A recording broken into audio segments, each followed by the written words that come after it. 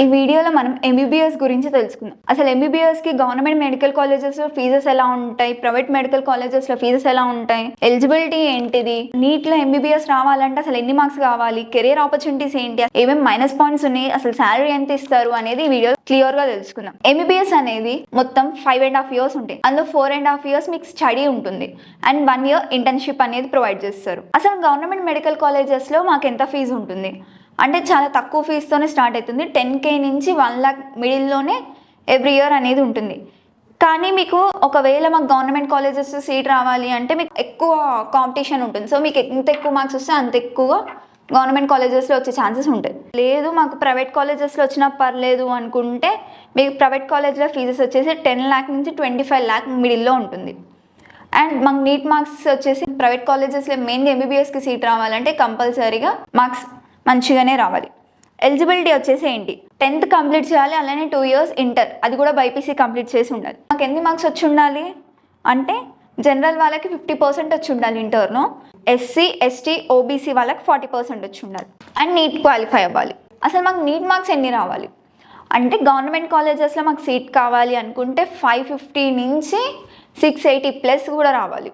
680+ వస్తే మంచి టాప్ కాలేజెస్లో వస్తాయి. 550 అంటే నార్మల్ కాలేజెస్ అయినా మాకు సరిపోతాయి అనుకునే వాళ్ళకి 550 580 అలా వస్తాయి. కొన్ని ఎయిడెడ్ కాలేజెస్ ఉంటాయి అంటే half government half private colleges ఉంటాయి.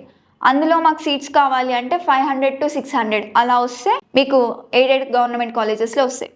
లేదు మాకు ప్రైవేట్ కాలేజెస్లో కావాలి, అది కూడా కేటగిరీ అంటే గవర్నమెంట్ కోటాలో రావాలి అనుకుంటే 400 నుంచి 550 ఉండాలి. మేనేజ్మెంట్ కోట అయినా పర్లేదు, లేదు అంటే ఎన్ఆర్ఐ కోట అయినా పర్లేదు అంటే 250 నుండి 450 మధ్యలో వస్తే మీకు మేనేజ్మెంట్ కోటాలో కానీ లేదు అంటే ఎన్ఆర్ఐ కోటాలో కానీ సీట్స్ ఇస్తారు.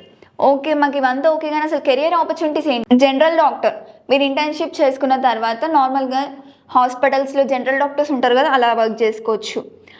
లేదు అంటే ఎండి కానీ ఎంఎస్ కానీ చేయొచ్చు.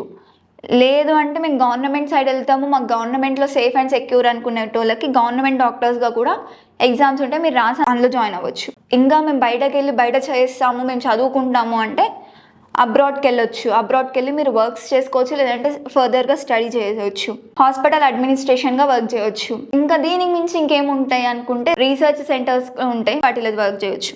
సరే ఇవన్నీ ప్లస్ పాయింట్స్ ఉన్నాయి. మైనస్ ఏంటిదంటే ఎంబీబీఎస్ అనేది చాలా లాంగ్ కోర్స్, పైగా డిమాండింగ్ ఉంటుంది. కానీ మీకు ఒకవేళ ఈ ఎంబీబీఎస్లో సెట్ అవ్వాలి అనుకుంటే మీరు పీజీ చేసిన తర్వాత, పీజీ అంటే ఎండి కానీ ఎంఎస్ కానీ చేసిన తర్వాతనే మీరు ఈ ఎంబీబీఎస్లో మంచిగా సెటిల్ అవ్వచ్చు. కానీ వీటితో పాటు మీకు కంపల్సరీ మేము ఎంబీబీఎస్ అవ్వాలనే డెడికేషన్ ఉండాలి, పేషెన్స్ ఉండాలి, హార్డ్ వర్క్ ఉండాలి.